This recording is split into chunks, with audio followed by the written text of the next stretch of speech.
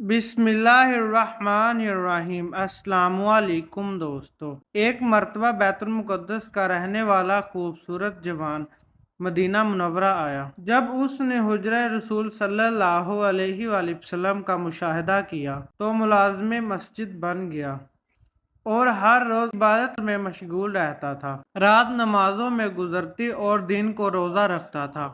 گویا اس کی عبادت کا یہ عالم تھا کہ لوگ اس کی جیسی عبادت کرنے کی آرزو کرتے تھے۔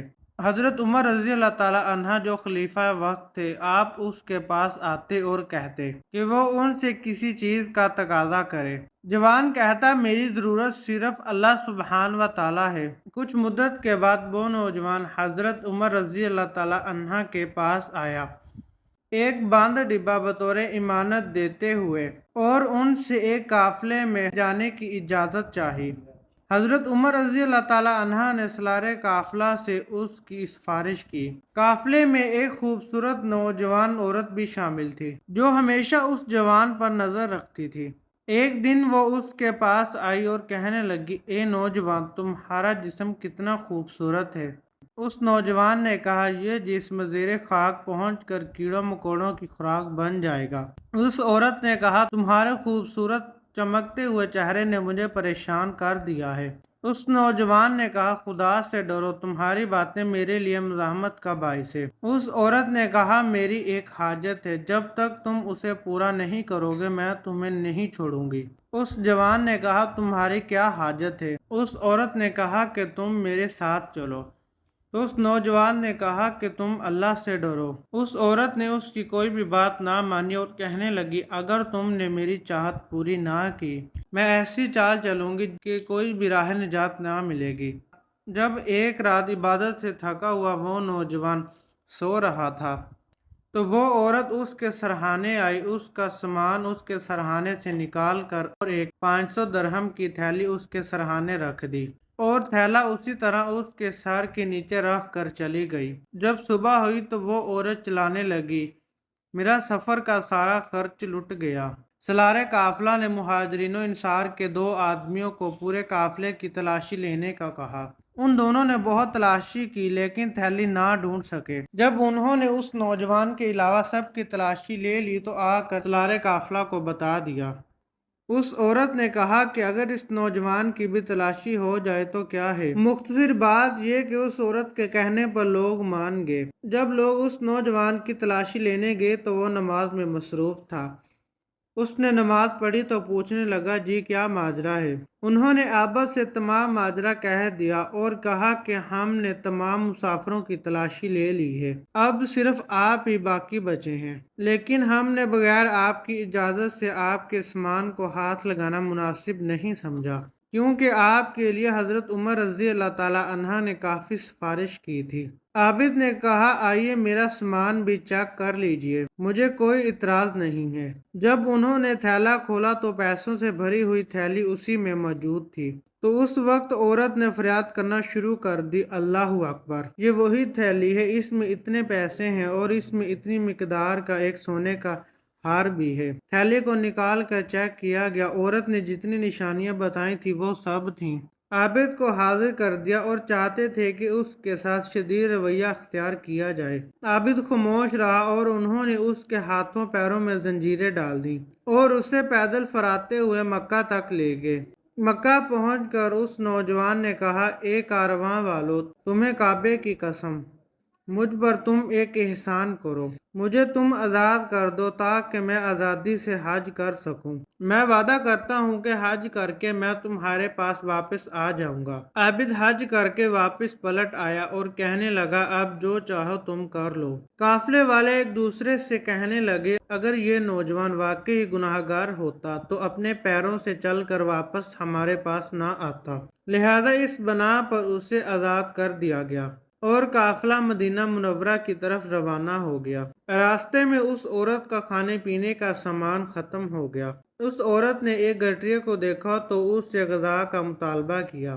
گٹھڑی نے کہا، جو تمہیں چاہیے میں دوں گا، بیچوں گا نہیں، پر ایک شرط پر، تم مجھے اپنے آپ کو میرے حوالے کر دو۔ عورت نے قبول کر لیا اور جو چاہا اس سے لے لیا۔ جب گٹھڑیا اس سے جدا ہوا تو شیطان نے ادھر اس کے دل میں یہ بات ڈال دی کہ جب وہ اپنے قافلے والوں کے پاس پہنچے تو ان سے کہے کہ میں اس نوجوان کو نماز پڑھتے ہوئے دیکھ رہی تھی تو اچانک میری آنکھ لگ گئی۔ اسی اثناء میں اس نے مجھے دبوچ لیا کہ میں اپنے دفاع پر بھی قادر نہ تھی، لہذا اس کے نتیجے میں حاملہ ہو گئی ہوں۔ عورت نے شیطان کے اکسانے پر عمل کیا اور قافلے والوں نے بھی اس چوری والے معاملے کی بنا پر عورت کی بات پر یقین کرتے ہوئے کہا کہ کیا چوری کافی نہ تھی کہ جو تم نے اس کی عزت پر بھی حملہ کر دیا ہے، پھر اسے زنجیروں میں جکڑ دیا۔ وہ جوان اب بھی خاموش رہا۔ جب یہ مدینہ کے پاس پہنچے تو حضرت عمر رضی اللہ تعالی عنہ چند آدمیوں کے ساتھ قافلے کے استقبال کے لیے آئے